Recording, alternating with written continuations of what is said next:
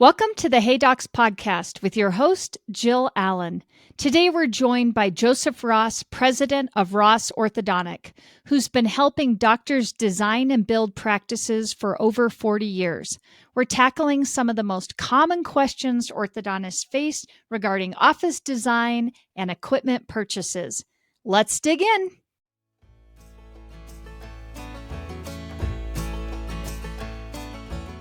Hey Docs, on this podcast, I talk about a lot of different ways you can set your practice apart. But here's one that might surprise you. Maybe you haven't thought about it before, but the equipment you use can make a big difference, not just for the patient experience, but for you and your team too. That's why I want to let you know about a new line of orthodontic equipment from ADEC. I visited their headquarters in Oregon earlier this year to take a sneak peek for myself, and I have to say, I was impressed. ADEC has manufactured award-winning dental equipment for 60 plus years, and they're bringing that same level of excellence to ortho. From comfortable, compact patient chairs to a versatile workstation and delivery to ergonomic dental stools, ADEC orthodontic equipment is designed for a smooth and easy workflow. Day after day, patient after patient, see the difference it can make for your practice. Click the link in our show notes to learn more about ADEC Orthodontic Solutions.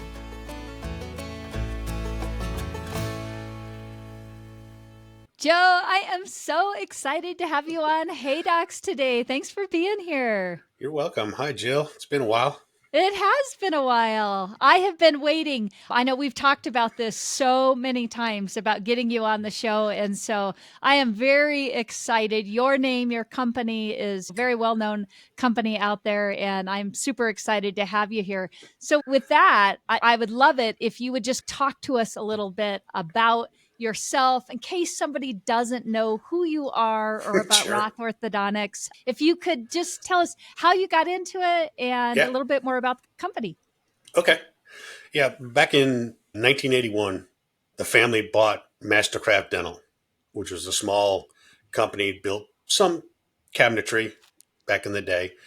And then shortly afterwards, we found there was a need for orthodontic specific equipment design catered to them because everything was all dental. Everything was, and for an orthodontist, that it functions backwards. Mm-hmm. We changed the name to Ross Orthodontic and then started soon after designing offices specifically for orthodontists. We catered all of our equipment to them, so it was all made specifically for them. And it helped getting the designs correct because orthodontists were working in dental offices, and they were getting a lot of back problems because they were always reaching for something. They weren't working four-handed like dentists do. They mostly work two-handed. Yep. When we started doing that, I was going to the University of Texas for architecture and interior design. So it became a really good fit. I just started working with my dad at that time and designing the offices. We used to use paper, pencil, old school. That's how I learned how to draft, all that kind of stuff. Back in the late 80s, early 90s, when AutoCAD first came out, we were one of the first ones to use their programs, which enabled us to make changes rapidly. You could see stuff instantly. Granted, back then, the internet was relatively new, so you couldn't just email them a picture, but we had to print it off, then you had to fax it to them. Fax machine, right? Yep. And it just helped assist a lot of offices as we design the offices.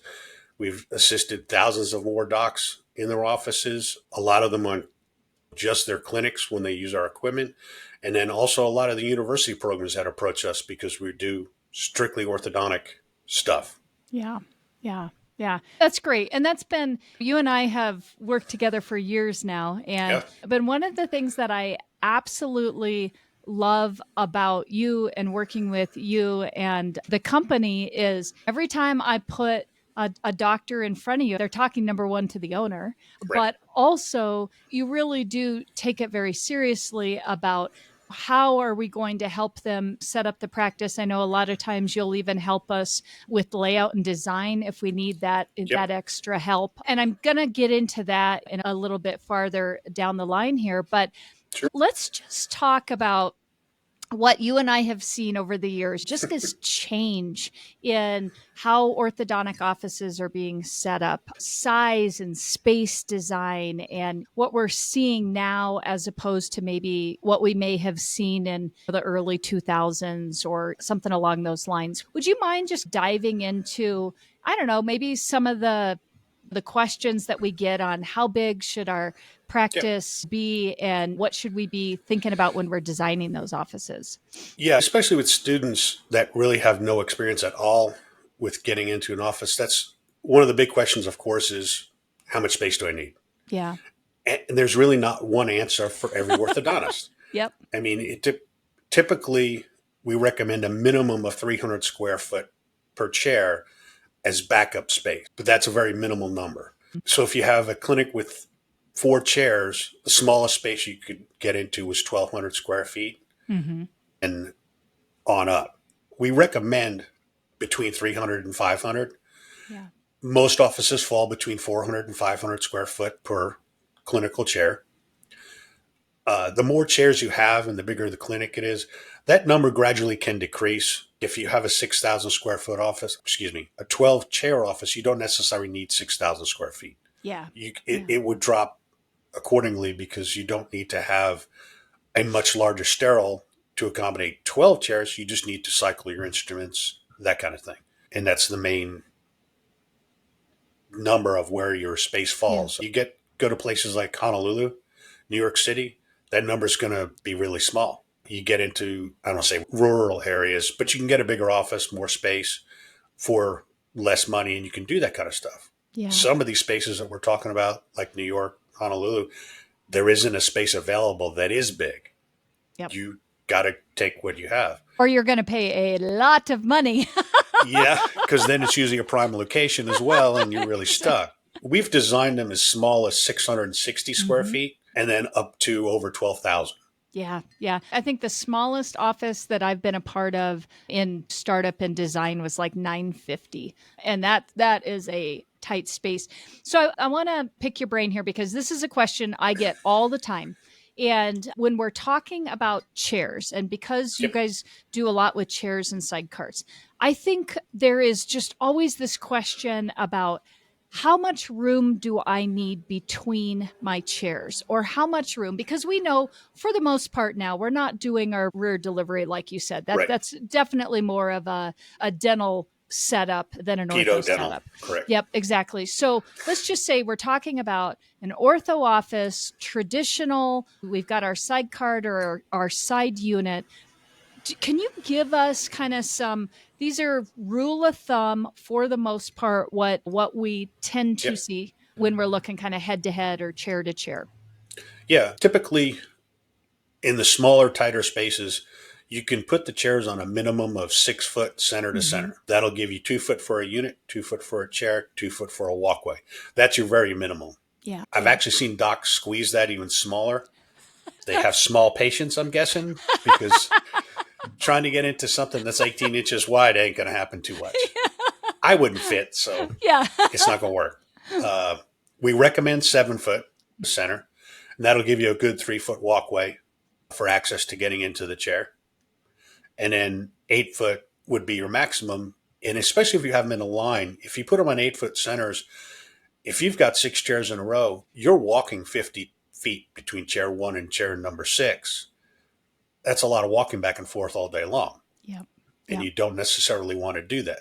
The other consideration is when you do that, if you put semi-private walls in. Yep. You do want to do them at a minimum of 7, more closer to 8 to give you that walkway, because you need space between the wall and each side of the unit. Yep. Yep. Yeah, that's great. That's probably one of my most common questions that I get, and I'm using the exact same numbers there. And I think for anybody who's listening, you don't necessarily think about that when, you're in and you're an associate or you're in a practice that's already set up. You aren't really thinking, okay, how many feet? You're just making it work, whatever it is. But when you are thinking about designing out your office, and this is my chance to make my forever office, it really does make a difference if you go too big or too small, especially considering we're putting the plumbing in. We only have so much room that we can move things around on. It can cost you money either way. If you take up too much space and you don't necessarily utilize it correctly, you're paying for square footage for what? So you Yep. want to optimize your space to use it to pay for what you need and work with it correctly. Yeah. The other question you had to answer is head to toe. Yep. One of the most chairs are in ortho are 6 foot long. The closest you want to put a chair to a wall on the foot side is, let's say, 12 inches, preferably 18, because if you do have a taller patient, his feet may touch the wall. Yeah. Yeah. Then on the head side, if a doctor happens to go to a 12 o'clock position, he's going to be sitting directly at the head of the chair, which a person would take up 24 inches of depth. So you're looking at a minimum of 9 foot of working space just for the chair alone. Yep. That doesn't include the walkways behind the chairs, the cabinets behind the chairs, and then you have to add to that.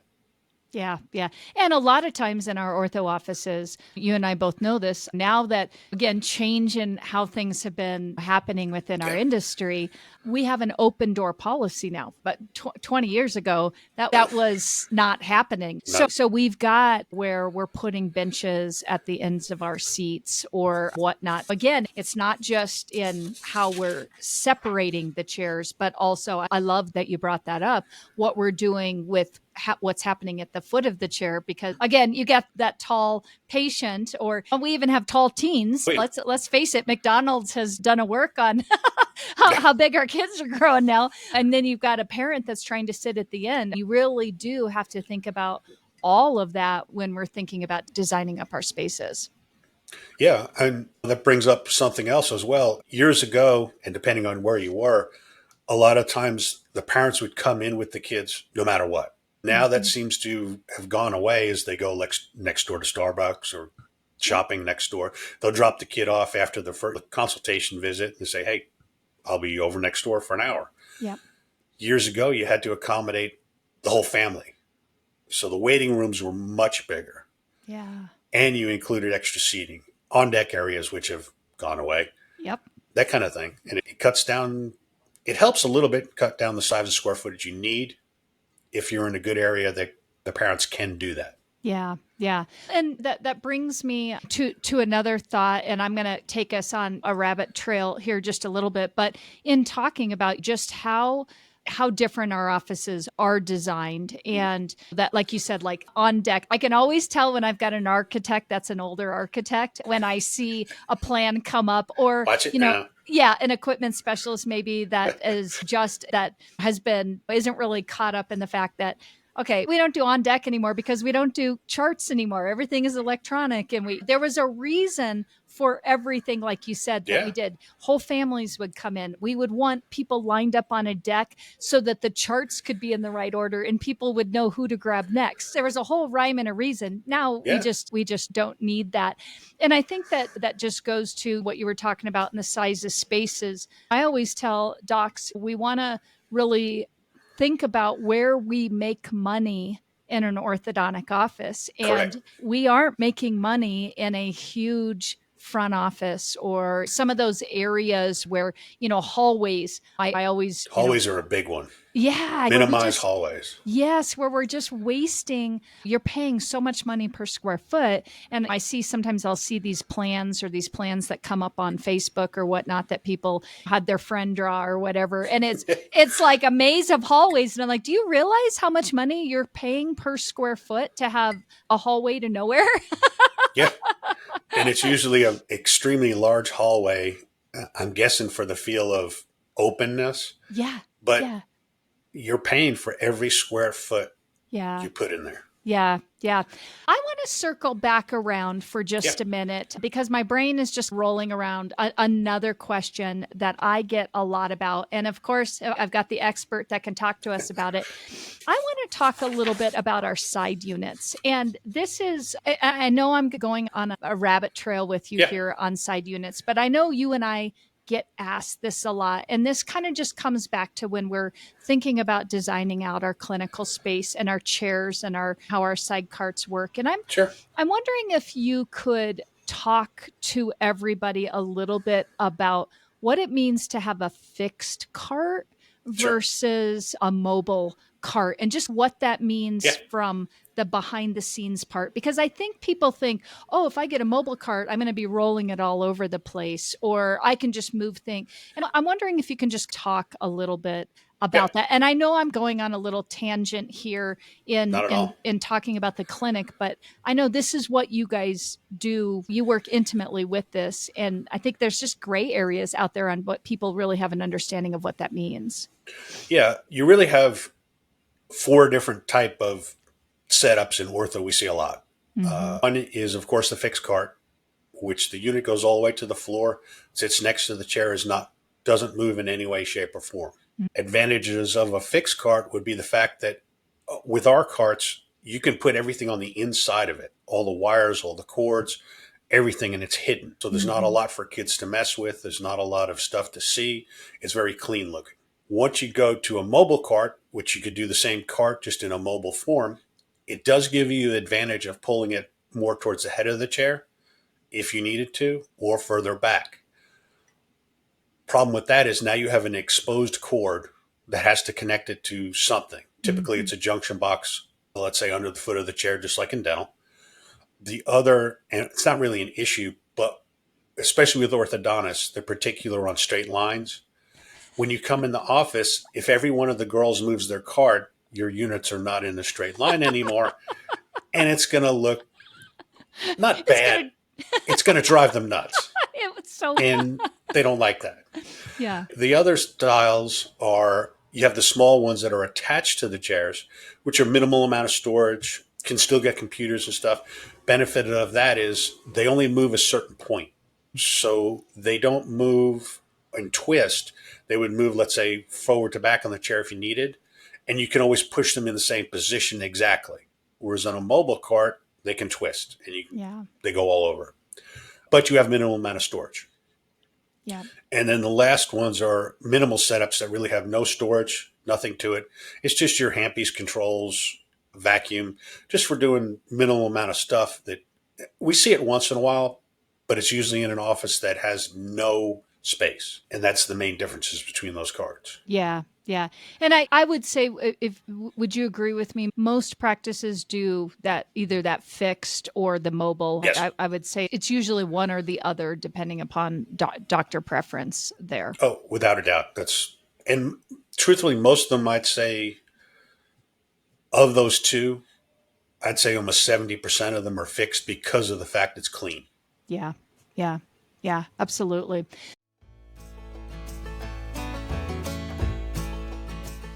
Hey docs, if you want to have a great business, the right practice management software is essential. But some can be slow, outdated, and lacking good support. That's why I recommend Greyfinch to all orthodontists. It's the fastest, most reliable, and most secure platform to grow your business and improve your efficiency.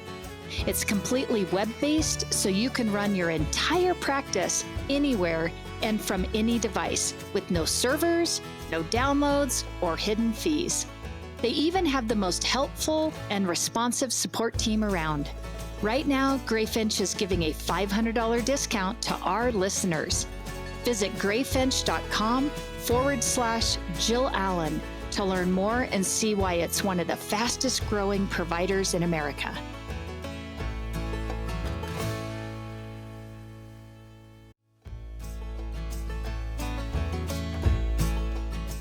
Hey docs, let's talk about Smile Suite, because it's not just another scheduling system. It's a game changer in the world of new patient management. And as a proud Smile Suite partner, I've witnessed the incredible impact it has on practices of all sizes. Smile Suite means your new patient calls and web leads are expertly handled 7 days a week, even during nights and weekends. And they offer top-notch customizable presentation software and seamless post-consultation follow-up. It's like having a secret weapon for your practice's success. Curious? Dive into the revolution at GetSmileSuite.com. And don't forget to mention Hey Docs to unlock some extra goodies. Elevate your practice with Smile Suite, because every smile deserves a suite of excellence. So that kind of takes me into my next question of cost. And when we're thinking about building out an orthodontic clinic Sure. and just some of the factors that go into where our costs come from, I'm wondering if you can talk to us about that and what you see maybe drives things up or keeps things down potentially. Yeah. Same thing on this question as the square footage needed. One size fits all. Depending on where you're building, once again, the true cities, it's going to be higher. There's a lot of additional costs, time, depending on the age of the buildings. A lot of them have a lot of restricted permitting, have to be work be done at night, that type of things. We've seen it years ago. You could build an office, build out with everything except, let's say, your units, x-ray machine, and even with or without computers, depending on how long ago, you could build them between $85 and $100 a square foot. Oh, I wish those days were still here. Yeah, that ain't going to happen. Yeah, no way. Now, most of them we see are between 250 and 500, and some even higher, depending on what kind of finishes they select, where they're located. And some of that has to do, I wouldn't say with the designer, but if you use a local designer for selecting colors and picking stuff, they can pick stuff that's available locally to you, and it would save you a little bit. Some of their designers will pick something just because it looks really good. Meanwhile, it's something you have to truck in, let's say countertops, and just the cost of trucking, not even getting them cut, can add thousands of dollars. Yeah. Yeah. So it helps to work with someone locally on those kind of things. Your finish out, it helps you with your square footage, your paint, your not necessarily wallpaper. I guess that's coming back again. I know. Crazy, crazy. No. Let's talk a little bit about equipment. Yep. What are some tips or tricks or suggestions you might have when docs are saying, okay, the build out of the office, we're working Right. through that. But okay, I've got this equipment this equipment budget, I should say, that I've got to work through. Can you maybe give us some suggestions on from what do we outfit the whole office? Do we hold Yeah. off? What do we put in maybe steri or equipment room? Things like that that may help drive things up or down there. Yeah. One of the big things, no matter whether you get it from a local dental company, your equipment, one of the national sellers, or even us, you can't base it strictly on price. You get what you pay for. If you buy something really cheap, expect to be replacing it in a few years. Give you the money up front, but keep in mind, let's say 5 years, you're going to be either fixing it or constantly replacing it. Yeah. You may spend a little bit more up front to get something quality, but then you can keep it. And then, of course, not necessarily going for the highest price thing, just like when you're building anything, your highest bid may be just a high bid. Doesn't mean it's quality. It just could be overpriced. And then that goes back to what you were talking about, expanding the office. Let's say you built it for 6 chairs. No one opening a brand new office is going to need all 6 chairs. We've done a lot of them where they outfit either 3 or 4. Mm-hmm. And then 2 years later, get the other balance of the equipment. If you go with something, let's say, less costly, not that they won't match, but let's say your stuff's all falling apart. Yeah. Are you going to want to match it? Or are you going to have to buy now 6 new things from somebody else and get something more to get into it? Yeah. And that building out to a whole office that's bigger on a brand new startup, I don't necessarily recommend it, but it does need to be, of course, plumbed, wired, ready to go for those, because the idea and hope is you'll need it sooner than later. Yep. And that's what we usually recommend. Yeah. Yeah, for sure. That's definitely something when I'm talking to my startups is, unfortunately, a lot of times we only have about 150,000 all in allocated towards our equipment budget. And a lot of times you think, oh my gosh, that sounds like so much. I've got an $800,000 loan and 150,000. I'll never spend that in equipment. And I'm going to have so much money left over. And I can tell anybody that's listening right now, you will spend every penny of that loan, unfortunately. And that isn't you going over the top. I hate it when I'm a part of a lot of these Facebook groups, and I don't talk a lot in them, but I read a lot, and it kills me when I have docs that did their startups or their practices 10 years ago berating our younger docs, like, how could you possibly spend $200 a square foot? Or how could you possibly spend $40 a square foot in rent? Or how could you possibly spend $150 in equipment? And the reality of it is the docs, when they were doing their startups, the Oh, it docs was from nothing. yeah. And the docs from 10 years ago were giving them a hard time for what they were doing when it was like, you're Without a going to doubt. spend 500,000 on a startup. So I think, what I'm saying to all of my listeners out there that are younger docs is, it is where we're at right now. Yeah. And I think that you have to understand that we have to be smart with how we're spending that money that's Yes. allocated in those loans. And to Ross's point, you may want to outfit the whole office, but it just may not make sense. And you really should be thinking about, in my opinion, quality products. And I think that's why I wanted Ross on here, because part of what they do is we've got chairs and side units and, that are tried and true and trusted, that last the time. We aren't Right. investing in these disposable chairs or disposable units. It's a good word for it. Yeah. Yeah. And maybe that's a good segue for you just to talk a little bit about your chairs and side carts just a little bit, and the other things too. But just, I think there's something to be said for made in the US and some of those different things. Yeah. All the equipment's made here. That is, we sell, except for a few products that are brand name. Let's say like our computer mounts, we don't make those because there's a company that makes in the US, makes the best quality mount there is. That's the only one we use. Yeah. It is slightly more expensive than some of the cheaper ones you can buy on Amazon, but it's going to be there 10 years from now. Mm-hmm. All the stuff we build, it's all built to last. We used to say we want it to retire, you to retire before it does. Yes. So when you want to sell your practice or hand it down to an associate, it's still there. Mm-hmm. They might want to upgrade it and change colors, but the equipment still functions and works fine. And we've been doing that ever since. And we keep a lot of the stuff simple. We don't use a lot of extra components that, especially electrical, that are going to be problems. Electrical components, I would say, are meant to wear. They're going to wear. And the simpler you build it, the easier it is to service, replace, change, versus like a car now. You really need a computer tech to tell you what's wrong with your car. I don't want to do that. Yeah. You call up and tell me something doesn't work. I can tell you in 2 minutes what it is, send you a part, you're done. You're back up and running next day.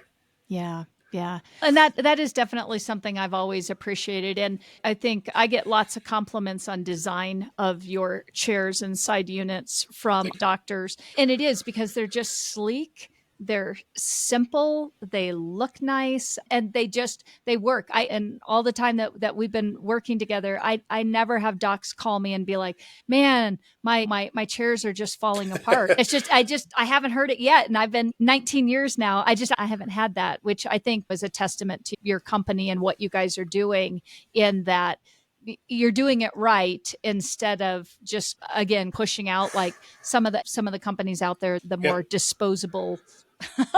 We're a family-owned small business. We've grown over the years, but I have to listen to what my feedback is, what everybody says, what the changes are, because I don't want something out there that's going to fall apart. I don't want something to break. And this is what we do. Years ago, I want to say it was almost 10 years ago, I had someone ask me one time, said, how heavy duty are the chairs?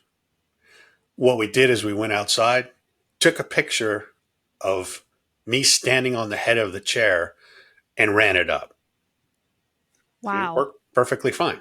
And of course, the doctor bought the chairs, and haven't heard from him since, which is good because that means everything works. That's an example of when we build everything heavy duty to last. Yeah. Yeah. Let's talk about, you use the phrase, with the equipment that you're putting in there, you want them to outlast the doctor. And a lot of times that could mean all the way through their career, or through a move or a remodel. And I'm curious if you've got some thoughts or suggestions on, let's say a doc has been working in their practice for 10 years. And you and I both know that's the time where a lot of times they're at the end of their lease.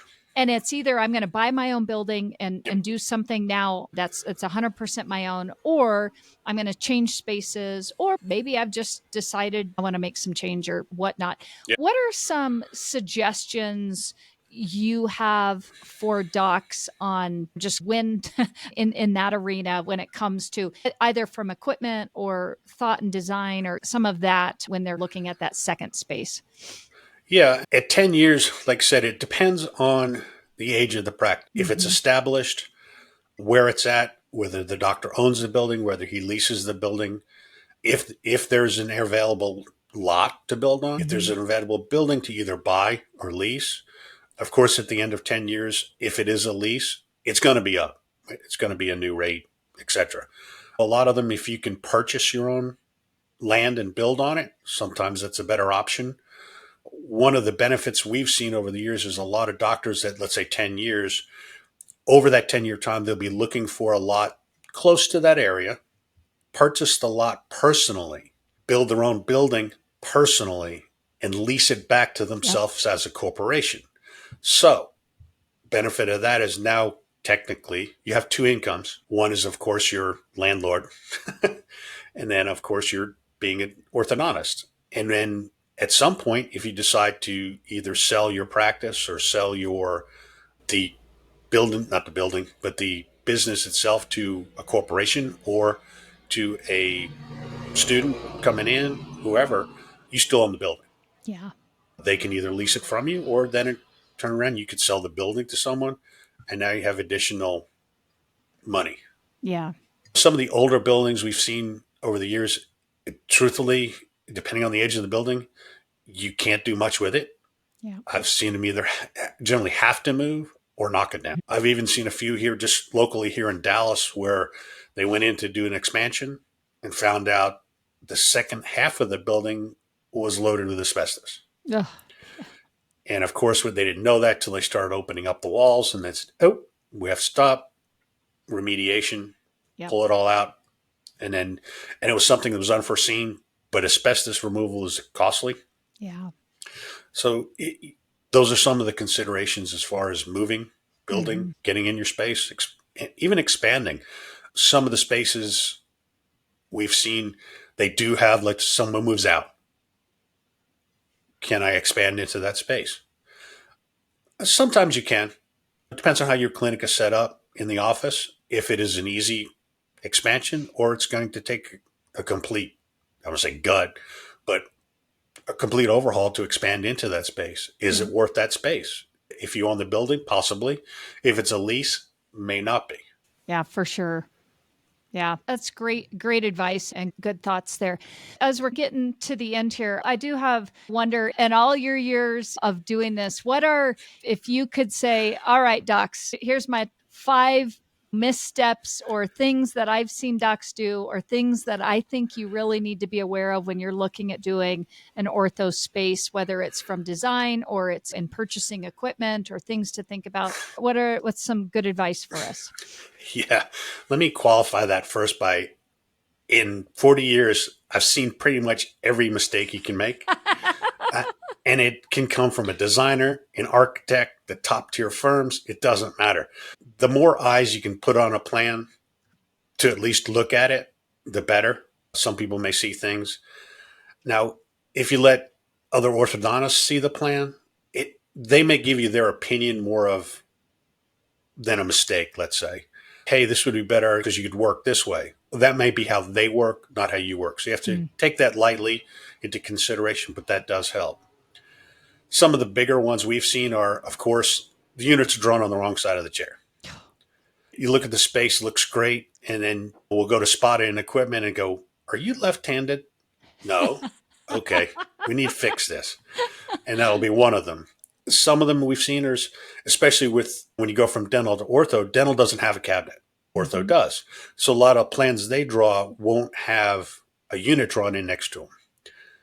And then when you go to spot them in, they're either too close together or don't allow enough space for the unit, because we do need our space for moving it around. Yeah. I've even seen some plans where they've taken it's called a CAD block. So it's the chair and unit are drawn into a size. I've seen some of them shrink it. Looks great on the plan, but when we went to look at the equipment, I said, your chairs are 5 foot long. And like, they didn't know what to do with that. We got a tiny pedo chair in there. Yeah, I was going to say for little kids. Yeah. Some of the other things, depending on, granted, now I don't see it much, is I've seen a few of them where they either forget mechanical rooms. Oh, I just recently saw that. So sorry, don't mean to jump in there, but you're yeah. fine. And then small sterilization areas. Oh, we need a sterilization area. They'll throw a 6 foot counter in. Of course, we know that doesn't work. Another one is the waiting room size, and that can vary just depending on, you do need one, and depending on where you're at, you may need to be bigger like old school for the whole families, because they still do come in the more rural areas. Other places you can get away with smaller ones. Yeah. One of the big ones I see a lot of is in the clinical area, there's no sinks. The staff's got to wash their hands somewhere, and they can't really wash their hands in sterile, but it needs to be in the flow of the clinic, because you really don't want them leaving to go, let's say, the staff lounge to wash their hands. Yeah. That's just a few of them we've seen. Yeah. Yeah. Those are great ones. And I know you and I can get chatting at a conference and we can be like, you'll never believe what I just saw. Yeah, look at this one. Yeah, exactly. Exactly. No, that's great. So as we finish up here, what are just maybe a few things that you're seeing future-wise coming at us in design or patient experience, or just what you're seeing that maybe we weren't seeing 5 years ago, 8 years ago, 10 years ago? Yeah, and it goes back to what you were talking about earlier about the charts and stuff. And I've seen a lot. Dark rooms, moved on to x-rays, model box storage. Who is a model? And that was a big one. Granted, now there's a lot of Invisalign boxes, I'm being told, that they need to account for. So it's similar. I really think in the future, besides what's happening now, sterilization is going to get cleaner, faster, and back to being really small. Computers, of course, are getting smaller. Yep. So you're not going to have to accommodate for the bigger towers that we used to have when they first came out. Some of the stuff that has come around, like digital x-rays, 3D printers. Yeah. Dry labs. Dry labs. I really think in the future, they're going to be printing everything in the office. The brackets, the retainers, everything. I've seen them even print teeth, except for wires, because I don't think you can print a wire with, let's say, nitinol. Other than that, I think someone's going to come up with a unique way to sterilize instruments that's, let's say, instant, but it's going to take some time for someone to figure it out. Yeah. Yeah. That's exciting. Yeah, we'll see. We'll see. Who would have thought watching a cartoon called The Jetsons would be? Now you're dating yourself. Yeah, I know. But yet, on the other hand, who would think we'd have hoverboards and like all? Yeah, we still don't have those. Yeah. All righty. This has been great. And if somebody was like, hey, I'm in the process, or I'm going to be thinking about getting my office going, and I want to reach out to Joe, what's going to be the best way that they can get a hold of you? Of course, the best way is probably you can either call us on our 800 number, 800-247-4109, or through the website. Everything's available online through the website. You can email us through the website. It's all right there on the front page. And then we do quite a few of the fall conferences and, of course, the AA winter meeting as well. Yeah. Awesome. All righty. The way I like to finish up Hey Docs is with a little speed round. Are you ready for a speed round challenge? Sure. All right, here we go. What is one daily habit or ritual that helps you stay productive or balanced? Tequila. I love it. No, working out. Working out. Yes, I have seen you. I've met you in the weight room before at the conferences. Yes, I think that's good for all of us. Yeah. I wish I could say I did more of that. All right, what is your go-to strategy for getting unstuck when facing a tough problem? Truthfully, sleep. Yeah. A lot of times I'll wake up in the middle of the night with an answer. Yeah. Oh, that's great. I love that. Yeah. If you could add one unconventional perk to an everyday workplace, what would you add? Dogs. Oh, yes. Yes, I so agree with that one. All right. And then the last one. What is one piece of advice you wish you had followed earlier in your career? Sometimes it's better to listen than to talk. Oh, that's a good one. Yep. Awesome. This has been an absolute pleasure. I am so glad that I finally had you on Hey Docs. Thanks for all that you do. And I look forward to picking your brain in the future. I enjoyed it. All right. Talk to you later. See ya. Thanks.